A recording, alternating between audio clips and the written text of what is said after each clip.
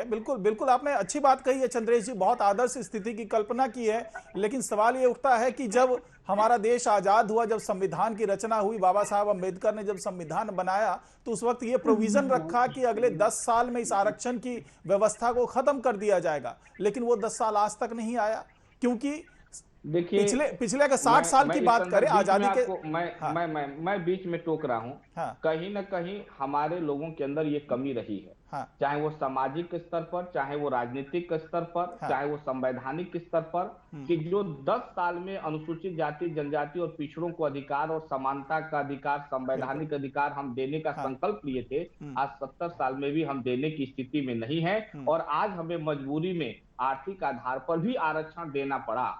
तो नहीं। कहीं ना कहीं हाँ हम जिस बिल्कुल लक्ष्य की बिल्कुल तरफ बिल्कुल आगे बढ़ रहे थे, चंद्रेश जी, उस चंद्रेश लक्ष्य जी। की तरफ हम आगे हाँ नहीं बढ़ पाए। चंद्रेश जी, मेरा यही कहना है कि जब राजे रजवाड़ों के टाइम में, जाहिर सी बात है, जो आज दलित हैं उनको बहुत दबाया गया, बहुत कुचला गया, वो चाहे जातिगत व्यवस्था के आधार पे हो, वर्ण व्यवस्था के आधार पे हो, चाहे जिस आधार पे हो। उसके बाद अंग्रेजों का सिस्टम आया, अंग्रेजों ने सबको दबाया और उसमें दलित भी दबे। लेकिन उसके बाद जब हमारा देश आजाद हो गया और जब बाबा भीमराव अंबेडकर साहब ने जब ये बात की, जो कल्पना रखी और जो संविधान की रचना की, उस वक्त ये कहा गया था कि सभी को बराबरी का अधिकार मिलना चाहिए। और जाहिर सी बात है कि उसके बाद 60 साल तक कांग्रेस की सरकार रही और 60 साल में वो व्यवस्था नहीं बना पाए। और आज की तारीख में हम एक बार फिर इस बहस में बैठे हुए हैं कि उन्हें बराबरी का अधिकार कैसे आपको मिले। जोड़ना चाहूंगा। हाँ देखिए, ऐसा एक अरे चीज अरे मैं सुनिए, जोड़ना चाहूंगा। मैं 60 मैं साल इसमें कुछ में कहना बहुत चाहता कुछ हूँ, बदला सुनिए। है। आज ओम जी इस मंच पर अरे बैठकर भाई, मजबूती के साथ अपनी बात कर रहे हैं, तो ये सरकार की देन है, अरे कांग्रेस की देन है। सुन लीजिए, आज विभिन्न सुन राज्यों में, लीजिए। सुन लीजिए, विभिन्न राज्यों में पिछड़ा अरे वर्ग के सुन लीजिए, मुख्यमंत्री हैं, मैं देखिए, अनुसूचित जाति का मैं मुख्यमंत्री है, एक मिनट अनुसूचित लूंगा। जनजाति का मुख्यमंत्री है। अरे आज ठीक है। अनुसूचित अरे जनजाति भाई की साहब, एक आंकड़े महिला जो है और संविधान क्या कह भारत रहा की है, उसके अलावा राष्ट्रपति है। अरे भाई सुन सुन लीजिए। लीजिए, आप कम ऑडियो बोलिए, सुन मेरा लीजिए। गायब हो गया तो है। ये कहीं ना अरे कहीं बहुत देर से कांग्रेस मैं की सुन जो रहा हूँ, आपको सुन व्यवस्था लीजिए, बनाई गई सुन थी, लीजिए। उसी गायब की हो देन गया। है। अरे आज सुन लीजिए भाई पिछड़े साहब। वर्ग का व्यक्ति चलिए नरेंद्र सुन मोदी लीजिए, जी चलिए, देश के ठीक है। प्रधानमंत्री गायब हो हैं। गया। तो अरे ये सुन लीजिए, हमारी बहुत ठीक बढ़िया बनाई है। से हुई सुन लीजिए। व्यवस्था का ही हाँ अंग है। तो इस ठीक है, ओम सुन जी को लीजिए। आवाज नहीं आ बहुत रही। खूबसूरत कांग्रेस बात पर आपने नहीं कही, लगा सुन लीजिए अब। सकते। कांग्रेस ने देश को बनाने में, देश भाई में अरे ऑडियो ठीक है। समानता गायब का हो गया। अधिकार देने में अपना अथक प्रयास किया है, और आगे भी कांग्रेस पार्टी इसके लिए वचनबद्ध है। आज देश की ऑडियो चलिए ठीक है, राष्ट्रपति गायब हो चले ठीक है, गया चले, ठीक है। है। अजय जनजाति अजय है जी को और रखने देश का दीजिए अपनी बात। प्रधानमंत्री एक अजय जी। पिछड़ा है। हाँ तो ऑडियो कहीं ना गायब कहीं हो ये गया। कांग्रेस की बनाई हुई व्यवस्था की देन है। हाँ, अरे ठीक एक है भाई बात मैं साहब, ठीक कहूंगा है, ठीक है, कि सिर्फ ठीक है। सरकारों के स्तर ठीक पर है चीजों चंद्रेश को जी, ठीक चंद्रेश नहीं जी, किया जा चंद्रेश सकता जी। जब आपने तक कि पॉलिटिकल हम मंच लोग बना लिया ठीक है सुनिए। चंद्रेश जी, तय न अब करें विराम कि दीजिए हमें अपनी वाणी को। समाज में अजय जी को समानता बोलने लानी दीजिए। है। ठीक है अजय जी, हाँ रखिए अपनी बात।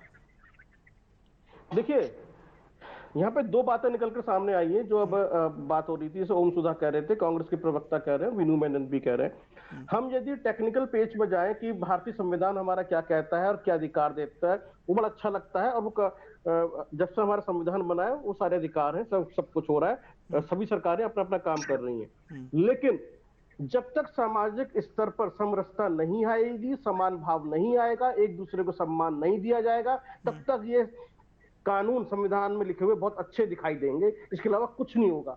मैं आपको बहुत प्रैक्टिकल एग्जांपल बता रहा हूं। जो सरकारी जो जॉब में है, उनकी पोस्टिंग ट्रांसफर के अंदर जातिगत व्यवस्था हावी है कि उनके ऐसे जगह ट्रांसफर कर दिए जाते हैं, पोस्टिंग नहीं होती या फिर ट्रांसफर नहीं होते, प्रमोशन नहीं होते।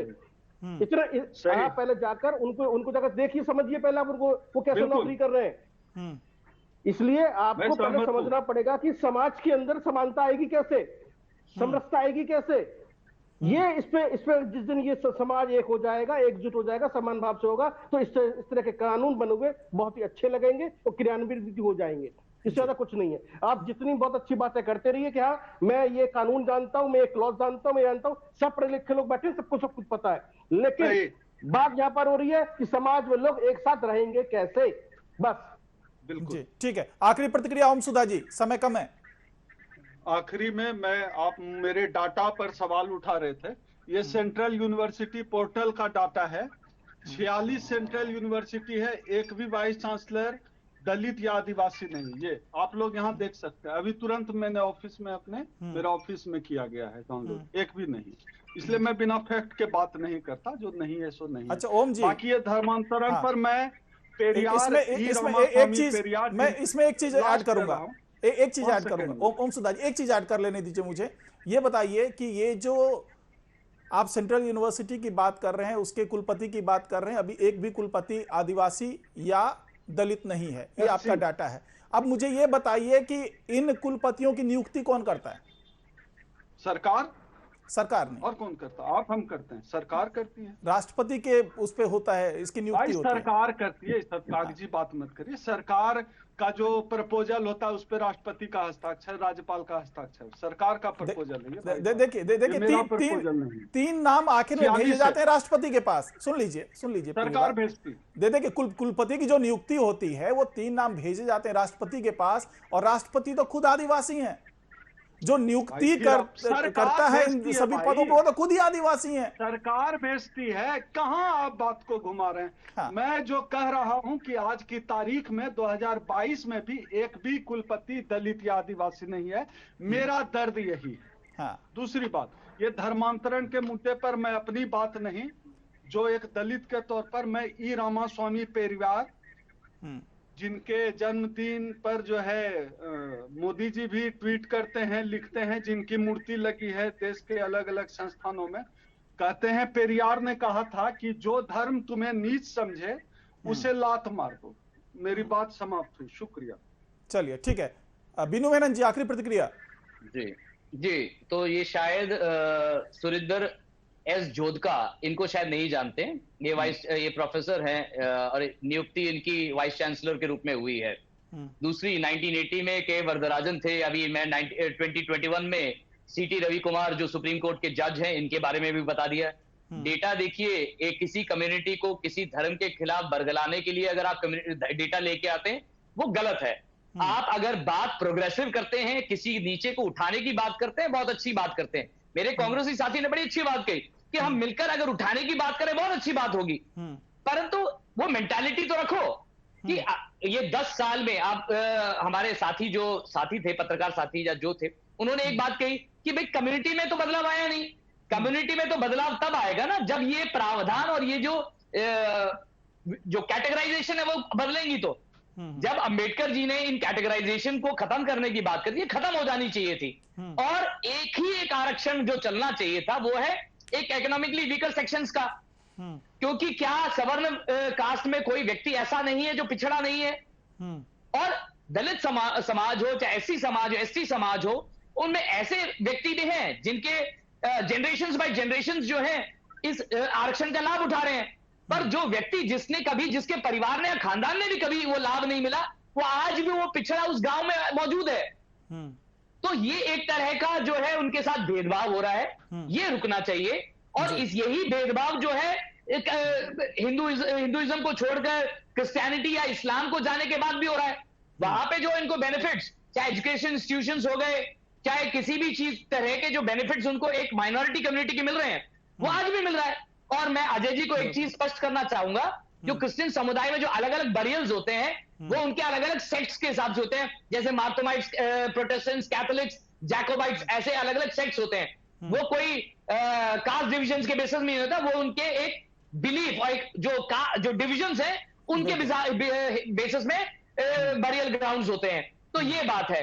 तो चीजों को मिक्सअप करने की जरूरत नहीं है। तो जो सच में आज समुदाय में जो पिछड़े हुए, जो पीछे हैं, उनको आगे लाने की बात करनी चाहिए। जो कि हिंदू धर्म में अगर किसी भी जो हमारे चाहे एजुकेशन सिस्टम में जिस चीज को जिंदा रखा, या हमारे राजनीतिक रूप से जिसको इतने 60 सालों में जिंदा रखा, इसको अपलिफ्ट करने के लिए ये चीजें जो बाइफर्केशन जो करने की बात करें, इसको ना छोड़कर इसी में टिके रहे तो ज्यादा बेहतर रहेगा। जी ठीक है।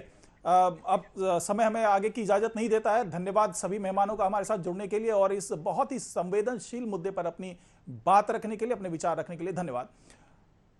तो बात यह होती है कि अगर धर्मांतरण करने के बाद कोई दलित, कोई अनुसूचित जाति, कोई अनुसूचित जनजाति का व्यक्ति किसी ईसाई धर्म में चला जाता है, मुस्लिम धर्म में चला जाता है, तो उसे वहां के लाभ मिलते हैं।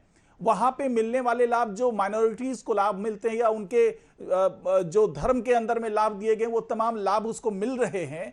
इसके बावजूद अगर उन्हें चाहिए आरक्षण का लाभ, और वो आरक्षण जो उसके पुरानी व्यवस्था के हिसाब से उसे दिया गया था, यानी कि हम माइनॉरिटीज भी रहेंगे, हमें उसका भी फायदा चाहिए। अगर सरकार ने कोई व्यवस्था बनाई है, कोई लाभ दिया है माइनॉरिटीज का, तो उसे भी वो लाभ मिलना चाहिए। साथ ही उस व्यवस्था जो वो जिस व्यवस्था को छोड़ के आया है उसमें जो उन्हें लाभ मिल रहा था वो लाभ भी चाहिए।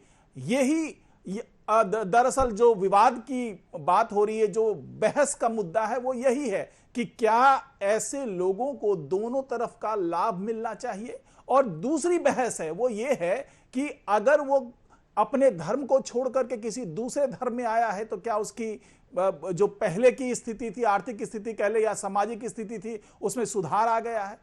अगर ये सुधार आ गया है तो इसलिए इसको आरक्षण नहीं मिलना चाहिए, और अगर सुधार नहीं आया है तो क्यों नहीं आया। जो अभी ओम सुधा जी कह रहे थे, दलित चिंतक थे हमारे साथ जुड़े हुए थे, वो कह रहे थे कि अभी भी इस पर विचार किया जाना चाहिए कि क्यों दलितों के साथ में जो पिछड़े वर्ग के लोग हैं उनके साथ में भेदभाव क्यों किया जा रहा है।